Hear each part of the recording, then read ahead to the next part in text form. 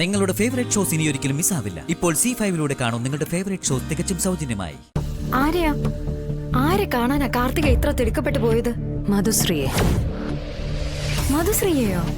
അതെ, മധുശ്രീ തന്നെ. അപ്പൊ കാർത്തികയ്ക്ക് പിന്നിൽ മധുശ്രീയാണോ അവളെ ഇങ്ങോട്ടേക്ക് അയച്ചിരിക്കുന്നത്? അക്കാര്യം ഇപ്പോഴും ഉറപ്പിച്ചു പറയാനായിട്ടില്ല. എനിക്ക് നല്ല ബലമായ സംശയം ഉണ്ടായിരുന്നു അവള് കാർത്തിക വിഷ്ണുവേട്ടനെ മനഃപൂർവ്വം എങ്ങനെയാ മയക്കിയെടുത്തതാണെന്ന്. അവൾക്ക് മറ്റെന്തോ ദുരുദ്ദേശമുണ്ട് കുഞ്ഞേച്ചി, അത് നമുക്ക് കണ്ടുപിടിക്കണം. എങ്കിലേ അവളുടെ കള്ളക്കളി പൊളിക്കാൻ പറ്റൂ. വിഷ്ണുവേട്ടന്റെയും കാർത്തികയുടെയും കല്യാണം എവിടെ വെച്ച് നടന്നെന്നാ പറഞ്ഞത്? അതിരിക്കട്ടെ, എവിടെ വെച്ചായിരുന്നു നിങ്ങളുടെ വിവാഹം? മഹാദേവ ക്ഷേത്രത്തിൽ വെച്ച്. ഏത് മഹാദേവ ക്ഷേത്രം? പാലോടുള്ള മഹാദേവ ക്ഷേത്രം.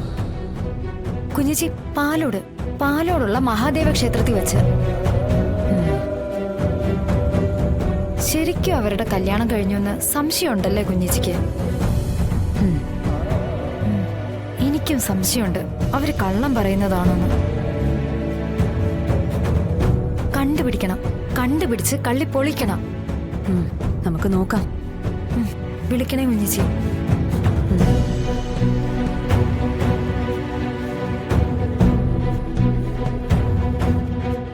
മധുശ്രീയോ?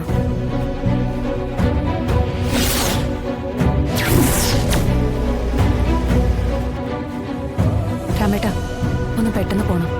ശരി മേഡം.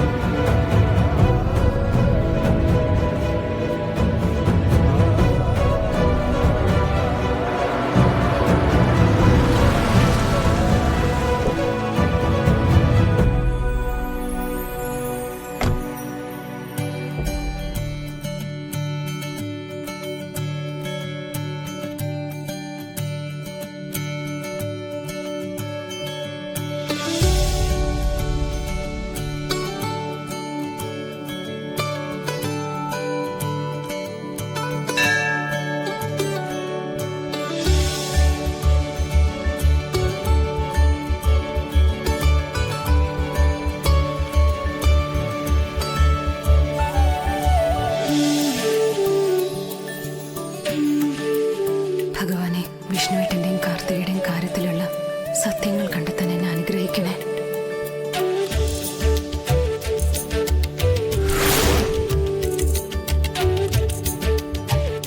തിരുമേനി. തിരുമേനി, ഞാൻ കളക്ടർ മാഡമാണോ? ഓഫീസിൽ നിന്ന് വിളിച്ചിരുന്നു, എന്തോ വിവരം അറിയാനുണ്ടെന്ന് പറഞ്ഞു. തിരുമേനി, നമുക്ക് അല്പം അങ്ങോട്ട് മാറി നിൽക്കാമെങ്കിൽ. ഓ, അതിനെന്താ, കുറച്ച് ഒഴിവുള്ള സമയമാ. അങ്ങോട്ട് നിൽക്കാം.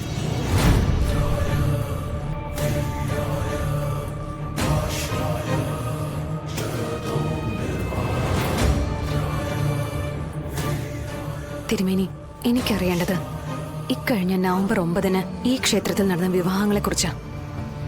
നവംബർ 9? അതെ, നവംബർ 9 ശനിയാഴ്ച.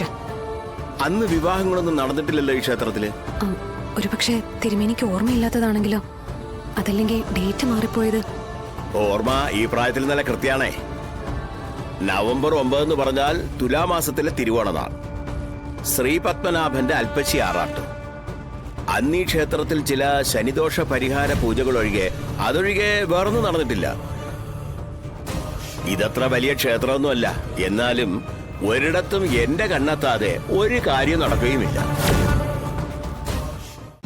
ഡൗൺലോഡ് ചെയ്യൂ C5 ആപ്പ്. കാണൂ എല്ലാ എപ്പിസോഡുകളും സൗജന്യമായി.